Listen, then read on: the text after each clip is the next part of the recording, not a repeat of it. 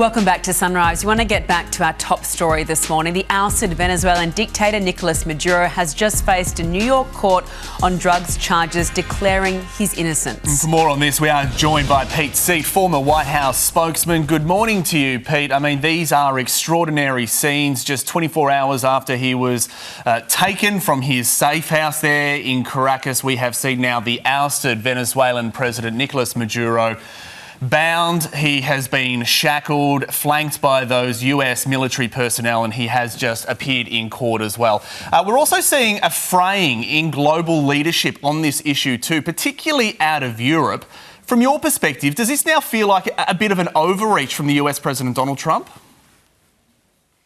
Well, the administration doesn't see it that way. They are not necessarily concerned about the view of Europe or the United Nations when it comes to America's national interest, and particularly in protecting America's interest in the Western Hemisphere. We've been hearing from Vice President Vance and Secretary of State Marco Rubio specifically on this, and what they believe was a necessary move to expel the malign influence of bad actors like Russia, China, and Iran from the Western Hemisphere. They've been working in and in concert with the Venezuelan government for quite some time, and they viewed this as an obligation and a responsibility, and within the confines of the Constitution based on past precedent with other presidents doing similar things. Well, there's a lot of analysis about the focus not being on democracy and the Venezuelan people, but actually being on the incredible oil resources that Venezuela have.